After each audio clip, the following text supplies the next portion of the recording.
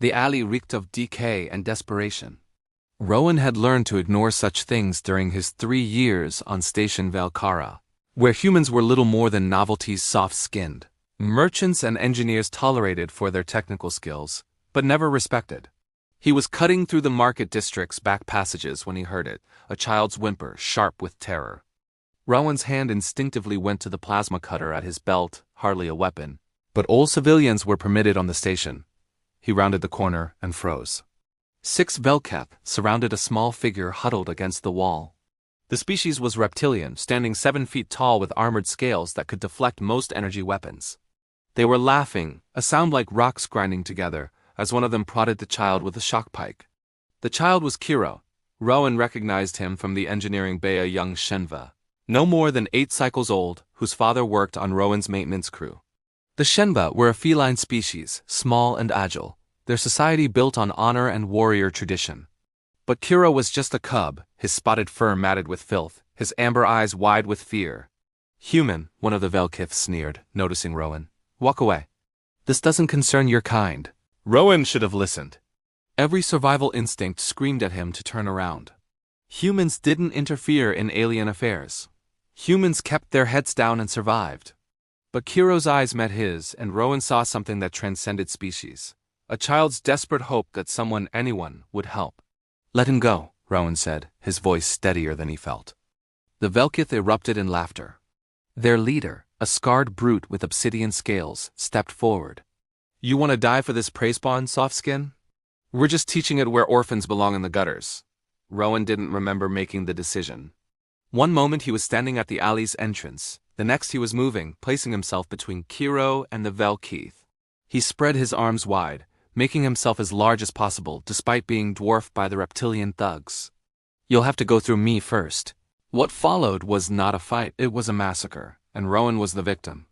The first blade caught him in the shoulder as he shoved Kiro behind him. The second and third struck his ribs in quick succession. Pain exploded through his body, white-hot and all-consuming. The fourth blade sliced across his thigh, dropping him to his knees. But he didn't move aside. Even as the fifth blade pierced his abdomen, even as the sixth opened a gash across his back, Rowan kept his body between the attackers and Kiro. His vision swam, blood pooling beneath him, but he could hear the cub's ragged breathing behind him. Still alive. Still safe. The seventh blade entered below his collarbone, and Rowan felt something vital give way inside him. The eighth blade, the leader's finishing stroke, was aimed at his heart, but it struck his raised forearm instead, as Rowan made one final defiant gesture. He heard shouting, the thunder of boots on metal grating, station security, finally arriving. The Velketh scattered like shadows. As darkness claimed him, Rowan's last coherent thought was relief. The cub was safe. Consciousness returned slowly, painfully, like swimming through molasses.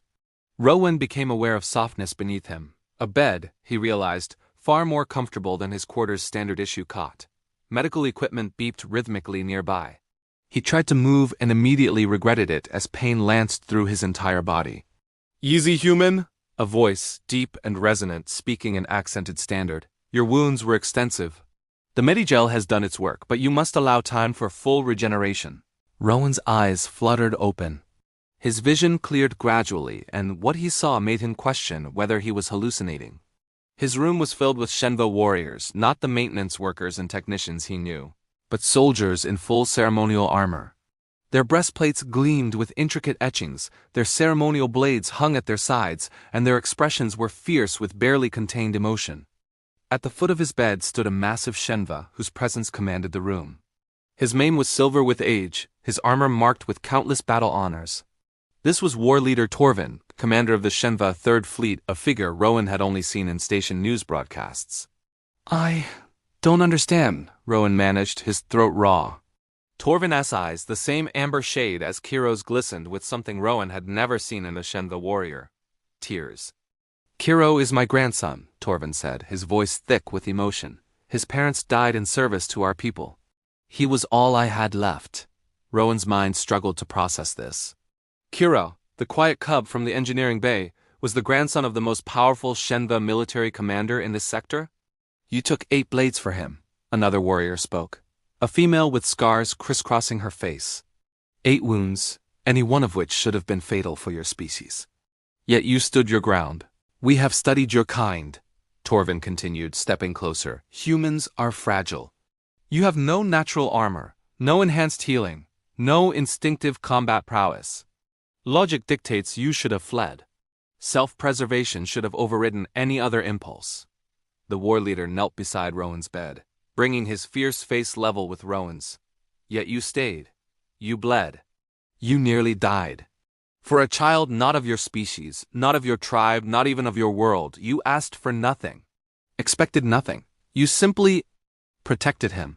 Torvin placed a clawed hand gently on Rowan's uninjured shoulder.